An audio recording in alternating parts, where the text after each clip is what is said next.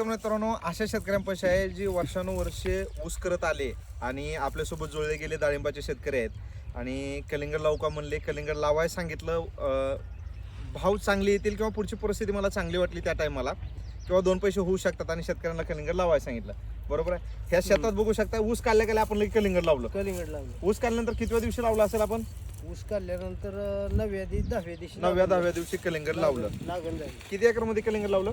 2 acre. 2 acre मध्ये कलिंगड लावलं. रोपापासून प्लॉट निघेपर्यंत सगळं राजमुद्रा नर्सरीच्या माध्यमातून रोपा आणि मार्गदर्शन भेटलं. सगळं बरोबर आहे. त्यांचं. किती एकर रान होतं का काय? 2 एकर. 2 एकर रान होतं. किती माल तुटला? 1 नंबर 39 टन गेला हा. आणि 2 नंबरचा माल 7 टन तुटला आतापर्यंत. 7 टन 2 नंबरचा माल गेला. 1 नंबरचा माल 39 टन गेला. आणि आता आणखीन वावरावरती माल ही काढायचा चालू आहे. ती किती टन होईल सगळा? आता अंदाजे त्या खाली टाकलेला हा. आणि आता वावरातला मिळून असं एक 15 टन तर माल होते. 15 टन तर माल होते. म्हणजे काढून बी ढिगारा लावला एक. हो. उन्हान जास्त चटका लागला म्हणून. हा. म्हणजे साधारणतः 39 टन आणि 15 टन 50 आणि जवळपास 54 टनापर्यंत प्लॉट चाललेला आहे.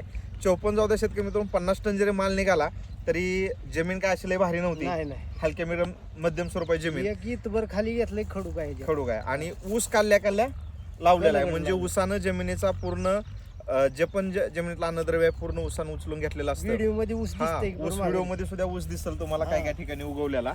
कलिंगडात कुठं कुठं ऊस सुद्धा उगवलेला आहे. अशा पद्धतीनं नियोजन झालं आणि पैसे चांगले झाले का? चांगले झाले. म्हणजे जे लावायचा आपण निर्णय घेतला किंवा मी तुम्हाला बाबा लावा म्हणलं खरबूज काय नको यावर्षी कलिंगड लावू, तर ते निर्णय चांगला झाला एकदम झाला. नंबर 1.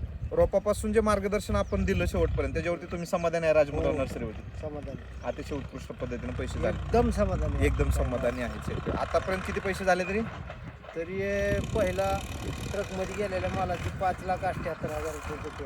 म्हणजे व्यापाऱ्याला विकलेला 5,78,000 आले आणि 2 नंबर तुम्ही आम्ही बार्शील नेऊन विकलेली 54,000 रुपये. 54 म्हणजे आणखीन 10-15 टन माल विकायचा बाकी आहे. बाकी तरी साधारणतः कितपर्यंत जाईल सगळं? साधारण माझ्या हिशोबानं 6.5-7 लाखापर्यंत जायला पाहिजे. खर्च वजा जाता.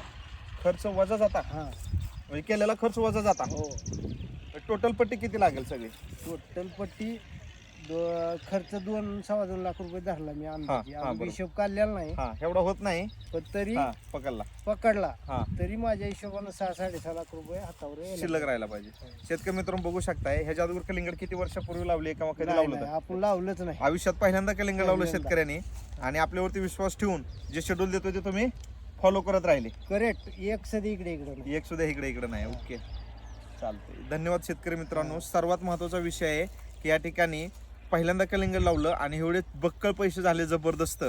सगळ्यात महत्वाचा विषय शेतकरी मित्रांनो, हे कलिंगडातले शेतकरी नाही, ते ऊसातले शेतकरी आहेत. डाळिंब लावलं, डाळिंब यांचं आपल्या हातावरती आहे आणि थोडं आपलं कलिंगड खरबूजात काम असल्यामुळं कलिंगड लावू का म्हणले. त्या ठिकाणी मला चान्स वाटला 2 पैसे चांगले होतील या हिशोबानं आणि नक्की बक्कळ पैसे झाले. आणि कलिंगड लावत असताना की 20 रुपयानं 22 रुपयानं 8 रुपयानं जाईल असं कुठलंच आम्हीच तुम्हाला दाखवलं नव्हतं. नाही. 10 रुपयाचा हिशोब. 10 रुपयाचा हिशोब धरला होता. 10 रुपयानं कलिंगड 10 रुपयानं जर विकलं गेलं तरी आपल्याला 1-1.5 लाख रुपये राहतील.